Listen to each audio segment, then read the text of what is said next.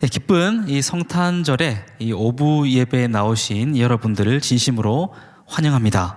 하나님의 그 긍휼하심이 오늘 저와 여러분들 가운데 있기를 소망합니다. 네, 우리 옆 사람 보면서 그렇게 인사했으면 좋겠습니다. 하나님의 긍휼하심이 당신에게 있기를 소망합니다. 네, 감사합니다. 오늘은 예수님이 탄생하신 것을 기념하는 날입니다. 다 알고 있다시피. 근데 진짜 예수님이 12월 25일에 태어나셨는지 그렇지 않은지는 잘 모릅니다. 우리는 12월 25일에 예수님이 태어났으니 그걸 기념하는 게 아니라 예수님의 탄생을 12월 25일에 그냥 기념할 뿐인 거예요. 주객이 전도되면 안 된다는 의미입니다. 사실 예수님이 탄생했기 때문에 12월 25일이 의미가 있는 것이지 이 날 자체로는 큰 의미가 없죠. 특히 우리 기독교인에게는 예수 없는 성탄은 아무런 의미가 없습니다. 근데 연말 되고 날씨가 좀 추워지고 또 크리스마스가 되면 괜히 마음이 헛헛하잖아요. 그래서 많은 청년들이 또 많은 사람들이 이 크리스마스가 되면 화려한 그 트리가 있는 곳이라든지 또 그런 크리스마스 캐롤이 계속 나오는 그런 곳이라든지 그런 데를 찾아가게 됩니다. 근데 이 크리스마스 때 우리가 정말 붙들어야 될 가치가 뭐죠? 크리스마스 이 날 자체가 아니라 바로 단 한 분뿐이신 예수님이라는 겁니다. 그것들을 붙드는 저와 여러분이 되기를 소망합니다. 오늘 우리는 말씀을 통해서 예수님이 탄생한 그 진짜 의미에 대해서 좀 살펴보려고 합니다. 특히 예수님이 가르치셨던 그 내용들을 쭉 보면서 그것이 당시에 어떤 의미가 있었고 오늘을 사는 우리에게는 어떤 교훈을 주는지 이런 것들을 좀 말씀을 통해서 함께 살펴보도록 하겠습니다. 오늘 말씀은 팔복의 가르침이죠. 잘 알고 있는 그런 말씀입니다. 예수의 가르침과 그의 탄생, 죽음, 부활, 십자가, 고난 이 모든 것들은 분명 하나의 방향성을 가지고 있어요. 근데 우리가 예수님을 생각할 때 그분의 탄생 그리고 그분의 십자가 사건 또 부활 이런 이야기들은 잘 알고 있습니다. 그리고 그것이 가지고 있는 의미에 대해서도 정말 잘 알고 있어요. 근데 우리가 조금 모르는 게 있다면 뭘 모르냐면 예수님이 가르친 게 뭐예요? 이렇게 질문을 좀 던지면 글쎄요 이렇게 이야기하시는 분이 많다는 거예요. 예수님의 죽음과 부활의 의미는 알지만 그분이 가르치셨던 내용들에 대해서는 잘 모르는 경우가 많다는 겁니다. 근데 이 팔복의 가르침, 오늘 특별히 이 말씀은 예수님의 죽음, 부활, 가르침 그 모든 것을 통합하는 어찌 보면 예수님의 사역의 프리뷰다 이렇게 볼 수가 있습니다. 특히 이 팔복의 가르침은요 예수님이 이 땅에 오신 진의를 드러내고 있다 이렇게 봐도 과언이 아닙니다. 그래서 오늘 이 말씀을 보면서 진짜 예수님이 가르치고자 했던 그 주의 말씀이 어떤 것이었는지를 한번 살펴보도록 하겠습니다. 사실 예수님이 이 땅에 오신 이유 그걸 알기 위해서는 왜 그 시대에 왔는가 이 질문을 좀 던질 수 있어야 돼요. 그래서 그 시대가 뭐냐, 그 시대적 사상이 무엇이냐, 그 시대가 간직하고 있던 프레임은 뭐냐, 그런 게 정말 중요합니다. 1세기 유대인들에 대한 이해가 필요하다는 이야기죠. 자, 1세기 유대인들을 이해하기 위해서는 우리가 기억해야 되는 종교가 뭐죠? 유대교입니다. 유대교를 이해할 수 있어야 됩니다. 샌더슨이라는 학자는 유대교를 언약적 율법주의다 이렇게 얘기를 했습니다. 이게 유대교는 은혜의 종교인데 어떤 얘기냐면 그들은 출생과 더불어서 하나님의 언약 안에 들어와 있고 율법을 통해서 그 안에 머문다 이렇게 이야기를 합니다. 이게 무슨 얘기냐면 태어나자마자 하나님의 은혜로 인해서 언약 백성 가운데로 들어간다는 거예요. 그래서 이스라엘은 태어날 때부터 하나님 나라의 백성입니다. 아브라함의 후손이었다는 그 이유 하나만으로 그냥 그들은 하나님의 백성이 되었어요. 근데 그 하나님 나라의 백성이라는 지위를 유지하려면 뭘 해야 되냐면 율법을 지켜야 된다는 겁니다. 그래서 우리가 오해하지 말아야 될 게 있습니다. 뭐냐면 이 유대인들이 율법을 잘 지켜서 의에 도달해서 하나님의 의에 도달해서 이제 구원을 받게 되는구나 이렇게 생각하면 안 된다는 거예요. 반대로입니다. 그들은 날 때부터 하나님의 선택을 받은 족속이고 그 선택받은 지위를 유지하기 위해서 율법을 지켰다. 그러면 율법은 곧 그들을 드러내는 정체성이다. 이렇게 볼 수 있는 거예요. 이해가 되십니까? 그럼 율법을 지키지 않으면 어떻게 됩니까? 더 이상 이스라엘이 아니게 되는 거죠. 그래서 당시 이 1세기 유대인들에서 율법은 그들의 삶의 전부이고 곧 정체성입니다. 율법을 빼어놓고 그들을 규정할 수가 없어요. 이스라엘을 규정할 수가 없습니다. 그만큼 율법이라는 것은 그 인생에 있어서, 특히 유대인들 인생에 있어서는 가장 중요한 가치였던 거죠. 그러면 또 뭐가 중요해집니까? 율법이 중요하다는 건 압니다. 그럼 뭐가 중요하죠? 율법을 해석하는 것도 그만큼 중요합니다. 율법을 해석한다. 이게 어떤 의미냐면, 우리도 성경을 읽으면서 특히 아침에 묵상하면서 성경을 적용하지 않습니까? 이렇게도 적용하고 저렇게도 적용하고, 또 어떤 성경들을 해석할 때 이렇게도 해석하고 저렇게도 해석을 합니다. 그러다 보면 참 성경이 어려워지죠. 근데 왜 이렇게 성경은 이렇게도 해석할 수 있고 저렇게도 해석할 수 있을까요? 성경은 상하화되어 있는 책이기 때문에 그렇습니다. 하나님께서는 이 성경을 주실 때 그 시대의 상황에 맞추어 가장 적절한 방법으로 하나님이 누구이신지를 계시했습니다. 그렇게 보면 성경이 굉장히 모순적으로 보이기도 합니다. 이런 거예요. 예를 들어 보면 제 아이들 둘이 있는데 얘네들이 밥을 잘 안 먹어요. 그래서 제가 얘네들한테 밥 좀 많이 먹어. 야, 많이 먹어, 많이 먹어. 이 얘기를 자주 합니다. 많이 먹어. 근데 또 얘네들이 밥을 안 먹다 보니까 군것질을 자주 해요. 그래서 제가 군것질을 먹을 때마다 그만 먹어, 이 얘기를 자주 해요. 이게 밥을 먹을 때는 많이 먹어, 군것질을 먹을 때는 그만 먹어. 이걸 문자적으로만 딱 떼어놓고 보면 많이 먹어와 그만 먹어, 이 두 가지가 이 아이들 입장에서는 굉장히 모순적으로 느껴진다는 거예요. 성경이 이런 식으로 기록되어 있습니다. 어떤 상황에서는 하나님이 많이 먹어라고 기록했고요, 어떤 상황에서는 그만 먹어라고 기록을 한 겁니다. 그러니까 성경이 굉장히 모순적으로 느껴지지만 사실 성경은 굉장히 상황화되어 있는 책이기 때문에 그 상황 가운데서는 이게 맞고 저 상황 가운데서는 이게 맞는 게 굉장히 중요한 거죠. 그래서 제가 뭔 말을 드리고 싶은 거냐면, 성경을 해석하는 것이 그만큼 중요하다라고 이야기를 하는 거예요. 그거는 오늘 시대를 사는 우리만 그런 게 아니라 당시 이스라엘에 살던 1세기 유대인들 입장에서도 마찬가지였다는 거예요. 성경을 해석하는 것이 굉장히 중요했습니다. 그래서 당시에 랍비들, 바리새인들, 율법학자들이 어떤 직업을 가진 존재들이냐면 성경을 해석해서 적용하는 그런 것들을 결정하는 사람들이었어요. 근데 이게 2세기에서 한 4세기 정도, 한 AD 한 200년에서 400년 정도에는 다 정리가 됩니다. 그게 토라의 해석인 미시나, 미드라시, 그리고 7세기로 넘어가면 탈무드 이런 게 되는 거예요. 사실 유대교에서 토라를 공부한다라고 하는 거는 이런 미시나와 미드라시를 공부한다, 이렇게 이해를 할 수가 있는 겁니다. 1세기 당시 가장 중요한 율법 3가지가 뭘까요? 담임 목사님께서 여러 번 말씀하셨는데 할례와 안식일, 정결예법, 이 3가지가 당시의 율법에서는 가장 중요했던 3가지입니다. 그런데 이 안식일에 대한 유대교적 해석을 보면, 그리고 그 유대교적 정의를 보면 이들이 어떻게 율법을 적용했고 그리고 그 인생 가운데 그것들을 적용해 살았는지를 알 수 있어요. 출애굽기 20장 10절을 보면 제4계명을 보니까 이렇게 기록되어 있습니다. 같이 한번 읽을까요? 시작. 7째 날은 내 하나님 여호와의 안식일인즉 너나 내 아들이나 내 딸이나 내 남종이나 내 여종이나 내 가축이나 내 문 안에 머무는 객이라도 아무 일도 하지 말라. 자, 안식일에 뭐 하면 안 된다고요?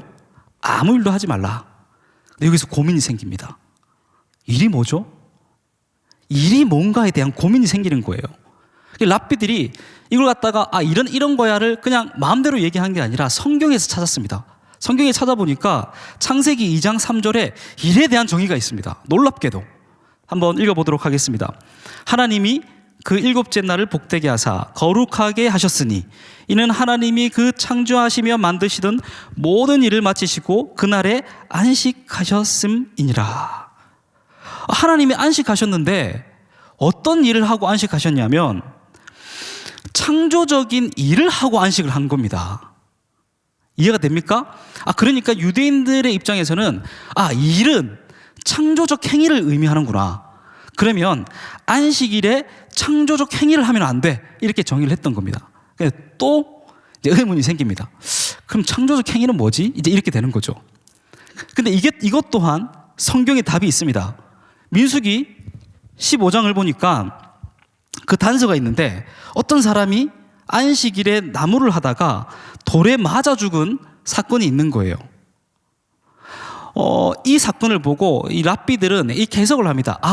창조적 일이라는 거는 원래 있었던 형상 그 이외로 바꾸는 모든 것을 창조적 일이라고 하는구나 라고 규정을 했던 겁니다. 이런 거죠. 바리새인적 입장에서 해석입니다. 이거는 왜냐하면 당시에 에세네파라든지 사두개인들의 해석들이 다 달랐습니다. 이 바리새파적 해석은 뭐냐면 침을 뱉으면 됩니까 안 됩니까? 돼요. 근데 바위 위에만 됩니다. 만약 이 침을 흙에다가 뱉으면 침과 흙이 만나서 진흙이 되는 거예요. 그러면 이거는 창조적 행위가 됩니다. 그러면 안 되는 거예요. 이런 식으로 율법을 적용해왔던 겁니다. 나무를 가지고 안식일에 잘라서 땔감으로 만들면 됩니까 안 됩니까? 안 되는 거죠. 왜냐하면 그 나무가 없어지고 새로운 땔감이란 창조물이 생긴 거잖아요. 이런 식으로 율법을 적용해 왔다는 거예요. 그걸 기록한 게 미시나 미드라시 탈무드 같은 것들입니다. 그래서 이렇게 세밀하게 당시의 그 율법에 관련된 내용들을 쭉 기록했었고, 당시 이 언약적 율법주의 안에서는 이 율법을 수호하고 지켜나가는 것이 그 어떤 것보다 중요했다. 그게 1세기 유대인들의 삶이었습니다. 그걸 흔히 성경에서는 장로들의 전통이라고 이야기를 하고 있는 거예요. 근데 이런 의문이 듭니다. 과연 그러면 1세기 유대인들이 이 지키고 있는 이 율법적인 부분들이 과연 옳은 것이냐? 과연 율법은 진짜 이런 걸로 만들어진 거냐? 사실 그렇지 않다고 얘기를 하는 거죠. 율법은 전체 율법의 개념적인 부분들은 딱 두 가지로 요약을 할 수 있습니다. 신약에 예수님이 얘기하셨는데요. 마태복음 22장 37절 39절 말씀입니다. 한번 띄워주시겠습니까? 같이 한번 큰 소리로 좀 읽어보도록 하겠습니다. 시작. 예수께서 이르시되 내 마음을 다하고 목숨을 다하고 뜻을 다하여 주 너의 하나님을 사랑하라 하셨으니 이것이 크고 첫째 되는 계명이요. 이것이 첫 번째입니다. 두 번째는 뭐죠? 둘째도 그와 같으니 내 이웃을 내 자신같이 사랑하라 하셨으니. 아멘. 모든 율법은요, 이 두 가지로 정리할 수 있는 겁니다. 구약에 수많은 율법들이 있죠. 그 율법들을 쭉 보면은 굉장히 복잡하고 어렵게 느껴지고 도대체 왜 이런 게 필요하지? 이 생각들이 듭니다. 근데 율법들 하나하나를 다 따져놓고 보고 다 분해해서 이야기를 해보면 이 두 가지에 모두가 다 적용된다는 의미를 우리는 발견할 수가 있어요. 진짜 놀랍습니다. 그럼 성막은 왜 필요했을까요? 그리고 제사들은 왜 필요했을까요?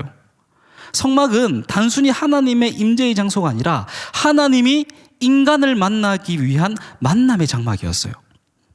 그래서 하나님이 인간을 만나고 싶어요. 근데 죄된 본성을 가진 인간이 하나님을 그냥 만나면 어떻게 됩니까? 죽습니다. 죽어요. 모세도 그 얼굴을 바로 보지 못했다 그래요. 그러니까 하나님과 인간이 만날 수 있는 존재가 아닙니다. 하나님 편에서 고민을 했습니다. 어떻게 하면 내가 저들을 만날 수 있을까? 저들이 거룩해지는 것 외에는 하나님이 타락할 수가 없어요. 그래서 저들에게 제의적인 방법을 준 겁니다. 제사를 준 겁니다. 제사를 통해서 정결한 예법들을 통해서 일시적이나마 그들이 깨끗해져서 하나님을 만나는 유일한 방편을 준 거예요. 그게 제사입니다. 그럼 이건 뭡니까? 제사법들은 뭘 얘기하는 거죠? 하나님을 사랑하는 법이고 하나님이 인간을 사랑하는 법이에요. 그 의미 가운데는 하나님이 얼마만큼 인간을 만나고 싶어 하는지에 대한 진의가 담겨져 있는 겁니다. 이해가 되십니까? 또 율법 곳곳에는 형제 사랑에 대한 그 이야기들이 엄청 많이 담겨져 있어요. 제가 진짜 간단한 변방에 있는 그 구절을 가지고 제가 예를 하나 들어보겠습니다. 성경에 어떤 얘기가 있냐면 율법 중에 돼지고기 먹지 말라는 얘기가 있습니다. 돼지고기 진짜 맛있는 거죠. 저도 제일 좋아하는 게 돼지고기인데 소고기보다 돼지고기가 더 맛있는 것 같습니다. 근데 돼지고기를 먹지 말라니까 이 율법을 어떻게 적용해야 되냐? 도대체 이 돼지고기 먹지 말라, 돼지를 먹지 말라는 것은 왜 그러냐? 이런 의문이 들 수밖에 없어요. 돼지가 더러워서, 우리가 흔히 이렇게 알고 있죠. 돼지가 더러워서. 돼지는 부정한 동물이니까 그냥 안 먹었어. 이렇게 생각을 합니다. 근데 많은 문헌들을 살펴보니까 고대 근동의 사람들 혹은 고대의 사람들이 돼지고기를 먹었다는 흔적이 있습니다. 그 이야기는 뭐냐면 돼지고기가 맛있다라는 거는 다 알았다는 거예요. 돼지고기는 맛있는 거죠. 근데 성경에는 돼지고기 막 먹지 말라라는 명령이 분명히 있습니다. 왜 그랬을까요? 돼지는 양이나 소와는 다르게 유일하게 잡식성입니다. 그래서 인간과 먹거리를 공유하는 존재가 돼지예요. 돼지고기는 맛있습니다. 만약에 돼지를 키우는 것을 허용했다면, 돼지를 기르는 것이 허용됐다면 몇몇의 부자들이 이 돼지를 독점했을 겁니다. 그리고 그 돼지들에게 인간이 먹어야 될 양식들을 분명히 먹였을 겁니다. 그러면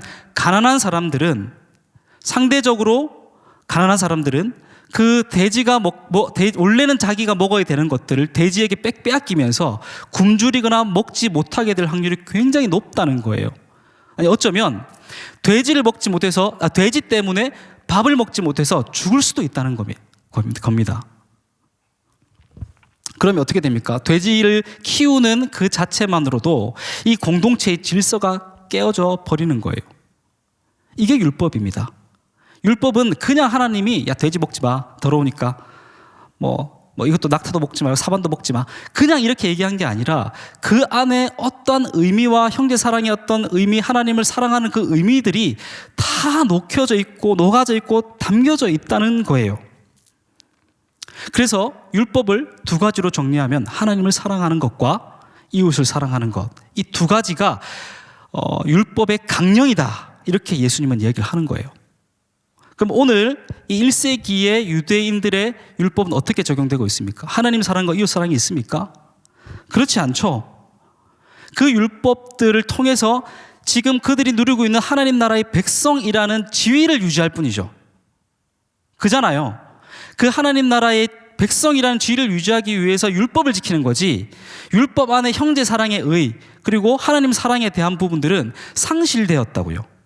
최근에 이제 이란에 큰 일들이 있죠. 히잡을 쓰는 문제 때문에 지금 대규모 시위가 거의 국가를 전복시킬 정도로 지금 일어나고 있습니다. 히잡을 원래 왜 썼습니까? 더위를 피하기 위해 쓴 거예요. 근데 그 더위를 피하기 위해서 썼던 그 히잡이 이제는 사람이 히잡을 위해 입는 그런 상태까지 변질되게 된 거죠. 이 시대의 율법이 마찬가지입니다. 원래 율법은 좋은 거였어요.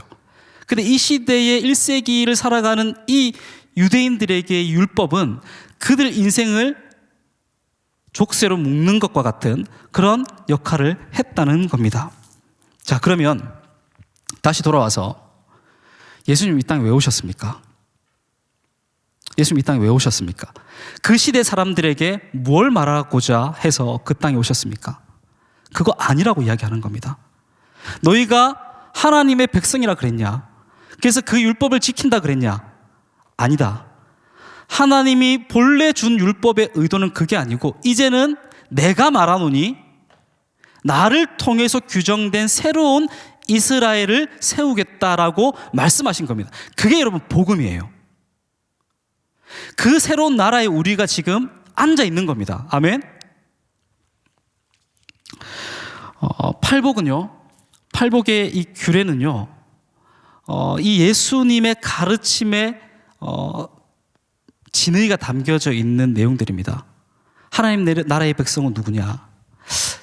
오늘 본문을 다시 한번 제가 읽어볼 텐데 잘 들어주시면 좋겠습니다. 긍휼히 여기는 자는 복이 있나니 그들이 긍휼히 여김을 받을 것이며. 이걸 원문 그대로 해석을 하면요, 이렇습니다. 복이 있도다. 복을 먼저 외칩니다. 복이 있도다. 긍휼히 여기는 자여 긍휼히 여김을 받을 것이다. 이렇게 됩니다. 이 팔복의 내용들은요, 어떻게 하면 복 받을 수 있을까에 대한 내용이 절대 아닙니다. 그렇게 팔복의 내용을 아주 협소하게 생각하면 안 됩니다. 예수님께서 하나님 나라의 복음을 선포하고 산에 올라가서 처음 가르쳤던 게 이 팔복의 내용이에요. 복이 있도다라고 시작을 합니다. 복이 있도다. 복이 있도다라는 것은 어떤 의미냐면 하나님 나라의 백성은 이런 의미, 하나님 나라의 백성은 이러이러하다, 이런 의미입니다. 그럼 오늘 그렇게 이 성경을 보면 이렇습니다. 하나님 나라의 백성은 이런 자인데 긍휼히 여기는 자고 긍휼함을 받은 자다, 이렇게 이야기를 하는 겁니다. 그러니까 이전에 유대인들은 하나님 나라의 백성을 정의할 때 이렇게 정의했습니다. 당신들은 할례를 받아야 되고요, 안식일을 지켜야 되고 정결 예법들을 지켜야지 당신은 하나님 나라의 백성입니다, 이렇게 정의했는데 예수님은 이 땅에 오셔서 하나님 나라의 백성은 긍휼히 여기는 사람이고 긍휼히 여김을 받은 사람입니다, 이렇게 얘기를 하는 겁니다. 이스라엘이 발칵 뒤집히는 거죠. 유대인들이 발칵 뒤집히는 겁니다. 그게 예수님이 이 땅에 오셔서 보여주고자 하셨던, 나를 통해 새롭게 규정된 이스라엘의 새로운 율법의 내용들인 거죠. 그러면 여러분, 긍휼은 뭘까요? 긍휼은 뭡니까? 긍휼은 영어로는 compassion이라고 얘기를 합니다. 이게 라틴어의 파티, 꿈, 이 단어의 합성어로 만들어졌다 그래요. 이 두 단어를 합치면 어떤 의미가 되냐면 함께 고통받다라는 의미가 된대요. 함께 고통받다. 그러니까 긍휼이 풍성하신 하나님이라는 의미는 그분께서 우리와 함께 기꺼이 고통당하셨다, 이런 의미가 되는 겁니다. 여러분, 저는 이 긍휼이라는 의미에서 어떤 원리를 발견하냐면 환대라는 그 단어가 떠올려집니다. 긍휼은 단순히 누군가를 불쌍히 여기는 그 마음의 상태를 의미하는 게 아닙니다. 불쌍해, 불쌍해, 그런 의미가 아닙니다. 실제 고통을 같이 당하는 것을 의미하는 거예요. 이화여대 손은산 교수는 환대에 대해서 이렇게 정의를 합니다. 환대란 나의 공간에 타인을 받아들이는 것이다.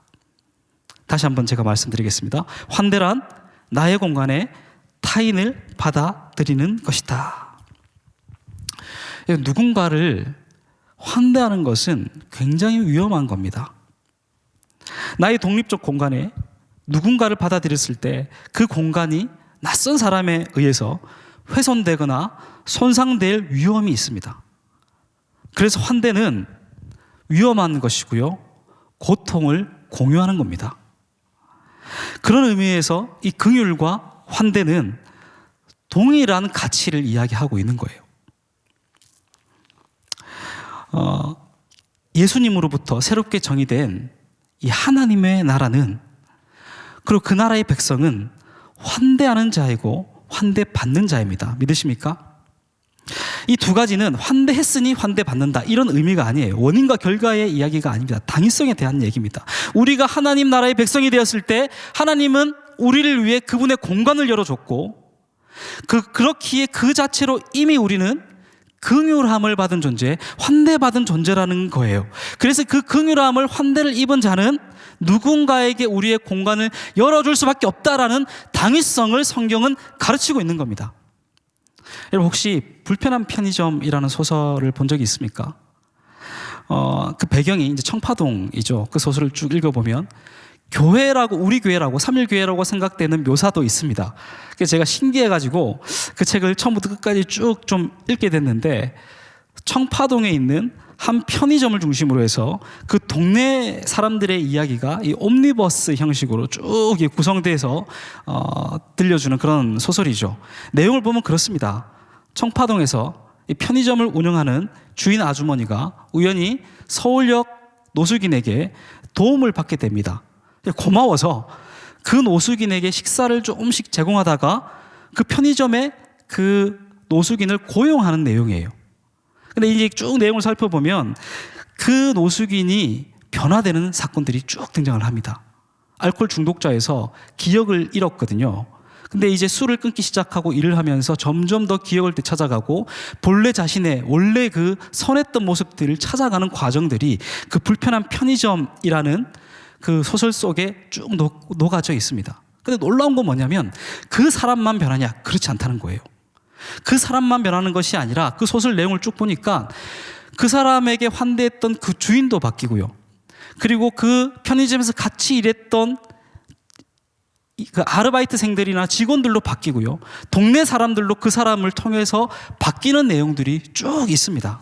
저는 이 소설을 보면서 굉장히 따뜻하다고 느꼈는데 사실 이 소설 가운데 어떤 원리가 숨겨져 있는 겁니까? 환대라는 중요한 원리가 숨겨져 있는 거예요. 한 편의점 여주인이 한 노숙인에게 공간을 내어주는 그 환대를 통해서 한 명의 노숙인의 삶이 바뀌고 환대를 받은 사람뿐 아니라 환대를 베푼 사람의 삶도 그 주변인의 삶도 바뀌는, 그래서 그들의 삶이 더욱더 풍성해지는 그 이야기가 이 소설의 주된 내용이죠. 실제로 이런 일들이 일어나고 있지 않습니까? 우리 교회도 서울역 그 사랑 나눔부 사역들이 쭉 있습니다. 처음에 저 기억이 납니다. 지하 1층에서 원래 많은 성도들이 식사를 했죠. 근데 계속해서 노숙인 분들이 많아지면서 지하 1층 공간을 노숙인 분들이 이제 차지하기 시작했습니다. 그때 많이 들었던 이야기고 제 마음속 가운데도 불편함이 있었어요. 어떤 불편함이었냐면 원래는 저기는 우리 공간이었는데, 저기는 원래 우리가 식사했던 성도님들이 안전하게 지냈던 공간이었는데, 이제 저 노숙인들이 와가지고 냄새나고 더럽고, 이제 우리가 피해야 되나, 위험한 거 아닌가, 막 이런 이야기들이 굉장히 많았습니다. 근데 우리가 그 기꺼이 그 불편함을 감수하고 그 공간을 내어줬을 때 몇 년이 지난 지금 어떤 일이 벌어졌습니까? 그 노숙인들이 먹고 사는 거예요. 삶이 바뀐 겁니다. 교회의 그 환대를 통해서 여러 가지 그 인생이 바뀌는 놀라운 경험들을 하게 되는 거죠. 그걸 우리는 바라보고 있습니다. 이 교회가 얼마나 풍성해집니까? 우리 교회 가운데 하나님 나라의 스토리가 만들어지고 있는 놀라운 광경들이, 그 긍휼하심이 이 땅 가운데, 이 교회 가운데 일어나고 있는 거죠. 이게 환대의 본질입니다. 환대는 받는 사람에게도 선물이 되지만 환대를 베푸는 사람 또한 그것을 하기 위해 자신을 바꿔야 되니까 그 환대를 베푸는 사람 또한 굉장히 많이 바뀌게 된다는 거예요. 그리고 그 환대는 우리의 삶을 굉장히 풍성하게 만드는 그 작용을 한다라고 성경은 이야기하고 있는 겁니다. 사랑하는 성도 여러분, 우리가 먼저 하나님으로부터 환대받았다는 그 사실을 기억하기를 바랍니다. 예수님 또한 탄생하실 때 환대받으셨어요. 예수님은 가축들의 구유에서 태어났습니다. 아시죠? 만왕의 왕이신 그 메시아가 이스라엘이라는 아주 작은 나라에서 태어났어요. 근데 그 중에서 더 작은 베들레헴이라는 지역에서 태어났습니다. 근데 참 안타깝게도 그 베들레헴 중에서도 묵을 데가 없어서 짐승들이, 그러니까 가축들이 거주하는 그 구유에서 태어나시게 되는 거죠. 근데 이렇게 우리가 비참함을 바라보면 어떻게 예수님이 그런 곳에 탄생할 수 있지라고 생각하지만, 이 공간을 내어준 그 주인의 입장에서는 그 공간을 내어준 것 또한 환대라는 겁니다. 실제로 그런 이야기를 합니다. 아마 그 주인이 이 임산부에게 가장 적합한 공간을 내어준 것일 수도 있다라는, 그렇게 주장한 학자들도 있습니다. 그러니까 제가 무슨 얘기를 드리고 싶은 거냐면, 예수님 또한, 예수님의 탄생 또한 누군가의 환대로 시작이 되었다라는 거예요. 예수님이 뿅 하고 갑자기 어떤 돌에서 막 튀어나온 게 아니고요. 누군가의 환대, 마리아와 요셉의 환대, 그리고 그 주변 사람들의 환대, 그리고 그 가축들이 있는 장소를 빌려준 그 주인의 환대, 많은 사람들의 환대 가운데 예수님이 태어났다는 거예요. 우리 또한 그렇습니다. 부모님으로부터의 환대, 친구들로부터의 환대, 우리가 만나는 사람들로부터의 환대, 우리의 인생은 누군가의 환대로 이루어졌다라는 사실을 기억하시길 바랍니다. 제가 지금도 기억하는 제 인생에 있어서 가장 따뜻한 그 환대가 있었는데, 제가 17살 때 제가 우리 삼천포라는 동네에 살았거든요. 제가 공부를 좀 잘해서 고등학교로 진주로 이렇게 유학을 오게 됐습니다. 인생에서 처음으로 부모님 집을 떠나서 이제 하숙 생활을 하게 됐던 거죠. 근데 그때 저희 집이 굉장히 힘들었거든요. IMF 터지고 막 그래가지고 여러 가지 이제 상황이었고 부모님은 빚 때문에 너무 힘들어하는 상황인데 저는 이제 하숙을 하게 된 거죠. 처음 이 낯선 곳에 와서 우두커니 서 있는데 뭘 해야 될지 모르고 너무 외롭고 두려운 거예요. 지금도 그 기억이 생생합니다. 제가 첫 모의고사를 치고 낙담을 했습니다. 삼천포에서는 받아볼 수 없었던 등수와 점수가 딱 제 앞에 이렇게 던져졌습니다. 참 쓸쓸하더라고요. 부모님은 힘든 그 가운데서 나를 유학 보냈는데 나는 지금 이렇게밖에 못한다라는 그런 절망감과 그리고 이 어떤 아픈 마음들을 이야기할 수 있는 친구 한 명 없다라는 그 쓸쓸함. 제가 지금도 기억나는 게 전화 박스라 그러죠. 공중전화 박스. 그때는 그런 게 있었지 않습니까? 예, 공중전화 박스에서 부모님에게 오늘 점수가 좀 이래요 라고 전화를 하고 끊고 딱 서 있는데 그런 감정들이 물밀듯이 막 이렇게 몰아쳐 오는 겁니다. 정말 쓸쓸하고 외로웠어요. 근데 그렇게 서 있는데 저기 멀리서 익숙한 실루엣이 다가오는 거예요. 제가 며칠 전에 기독교 중창단에서 만났던 친구 한 명이었어요. 근데 그 친구가 저한테 와가지고 뭐 갑자기 이런저런 말을 걸더라고요. 왜냐면 친한 사이가 아니었기 때문에 되게 어색했습니다. 서로 어색하고 그래 잘 가 이러고 있을 수 있는데 모르겠어요. 그 친구가 영의 눈이 띄어서 제가 불쌍해 보이는지는 모르겠지만 저한테 친근하게 말을 걸어주고 자기 집으로 초대를 해주는 겁니다. 잘 모르는 사이예요. 그냥 친한 친구도 아닙니다. 근데 자기 집으로 초대해서 밥을 주는 겁니다. 밥을 주고 잠자리를 물론 저는 잘 때는 있었습니다. 네, 잠자리를 제공해주고 말벗이 되어주고 저의 아픈 그 마음들을 들어주고 공감해 주는 거예요. 놀라운 일이었습니다. 친구 한 명 없을 거라고 생각했던 그냥 그 순간에 그 친구가 찾아와서 저를 환대해 줬던 거예요. 그 친구는 굉장히 신실했거든요. 그 친구가 자기의 방을 내어주고 제 말벗이 되어주고 식사를 제공해주고 제가 힘들 때 가서 어떤 이야기를 털어놔주는 그런 모습들이 저에게 있어서는 저는 그때 처음 이제 예수를 믿고 신앙생활을 할 때였습니다. 마치 예수님이면 이렇게 하셨겠구나라는 느낌을 너무 많이 받았던 거죠. 그 친구의 자그마한 그 환대가 고등학교 그 어린 나이에 한 명의 소년에게 사실 인생을 바꾸는 인생의 어찌 보면 하나의 길이 되는 그 따뜻함을 제공해 줬다라는 거예요. 저는 제 인생이 누군가의 환대와 한대로부터 시작했다고 생각합니다. 여러분 어떻습니까? 여러분 한번 기억해 보시죠. 우리의 인생이 그냥 내가 잘나서 그냥 컸습니까? 아닙니다. 우리는 주의 긍휼하심을 받은 존재들이에요. 하나님이 우리를 긍휼하게 생각하셨고 환대하셨고 그의 공간을 열어주셨기 때문에 우리는 지금 이 자리 가운데 서 있는 겁니다. 오늘 우리에게 하나님께서 명령하신 새로운 율법이 뭡니까? 우리에게 율법이 왜 없습니까? 율법이 주어져 있지 않습니까? 어떤 율법입니까? 환대하라. 너희가 환대받았으니 환대하라. 예수님이 그리하셨던 것처럼 너희도 환대하라. 그게 사랑의 다른 말 아닙니까? 오늘 크리스마스입니다. 이 크리스마스에 정말 예수님이 다시 이 땅에 오신 그 이유와 목적에 대해서 우리가 생각해 봤으면 좋겠어요. 예수님은 새로운 하나님 나라를 열었습니다. 그 하나님 나라의 백성은 어떤 존재냐라고 이야기를 하냐면 긍휼히 여기는 존재다. 그리고 긍휼함을 받은 존재다라고 이야기를 합니다. 오늘 주님께서 우리에게 베푸신 그 은혜를 기억하는 저와 여러분이 되기를 주님의 이름으로 축원합니다. 이 시간 우리 함께 좀 찬양했으면 좋겠는데요. 네, 깊어진 삶을 주께라는 찬양입니다.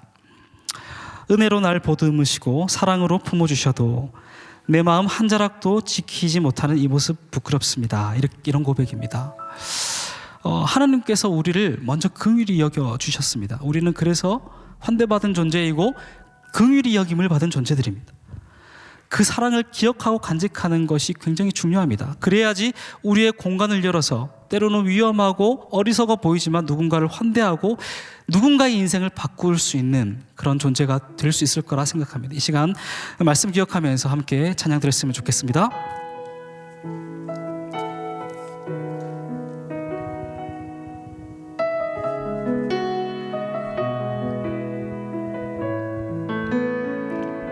은혜로 날 보듬으시고 사랑으로 품어주셔도 내 마음 한 자락도 지키지 못하는 이 모습 부끄럽습니다. 따스한 곁을 내어주신 따스한 곁을 내어주신 주님 앞에 나갑니다. 주님 앞에 나아갑니다. 표현 못할 긍휼로 나를 붙드시는 주 이름만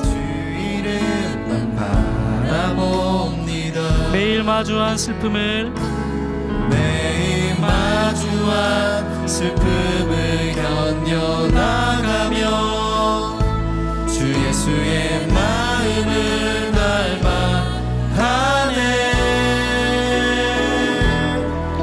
두려운 걸음마다 주가 동행하니 주 의지하며 오늘을 걷네. 주의 신실한 소망을 주의 신실한 소망을 깊이 담으며 주 예수의 풍요를 예수의 풍요를 채워가네. 하나님의 자녀로 명예 지켜가며 깊어진 삶을 주께 드리네. 은혜로 날 보듬으시고 다시 한번 고백합시다. 은혜로 날 보듬으시고 사랑으로 품어주셔도 사랑으로 품어주셔도 내 마음 한 자락도 지키지 못하는 이 모습이 부끄럽습니다. 따스한 곁을 내어주신 따스한 곁을 내어주신 주님 앞에 주님 앞에 나아갑니다. 표현 못할 긍휼로 나를 붙드시는 주 이름만 바라봅니다. 매일 마주한 슬픔을 매일 마주한 슬픔을 견뎌나가며 주 예수의 마음을 닮아가네. 두려운 걸음마다 주가 동행하니 주 의지하며 오늘을 걷네. 주의 신실한 소망을 깊이 담으며 주 예수의 풍요를 채워가네. 하나님의 자녀로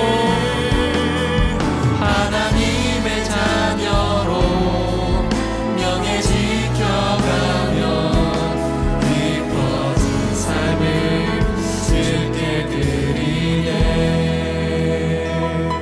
예, 제가 기도하겠습니다.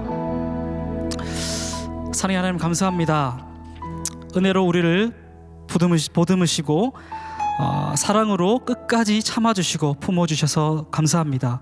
이 크리스마스 이 한날 우리가 예수 그리스도의 온전한 가르침을 간직하며 기억할 수 있도록 주님 인도하여 주시고, 그리하였을 때 하나님이 우리에게 주신 그 풍성함을 온전히 누릴 수 있는 우리가 될 수 있도록 주님 인도해 주옵소서.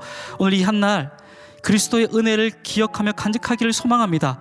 그래서 나에게 베풀었던 그 수많은 환대들을 기억하며 하나님 앞에 무릎 꿇음으로 감사함으로 나아가는 우리가 될 수 있도록 주님 인도해 주시옵소서. 이제는 우리 주 예수 그리스도의 은혜와 하나님 아버지의 한없는 사랑하심과 성령님의 교통하심이 주의 긍휼하심을 입고 누군가를 긍휼히 여길 수 있는 그리스도의 온전한 제자로 살기를 원하는 모든 주의 백성들 머리 위에 이제로부터 영원까지 함께 있을지어다. 아멘.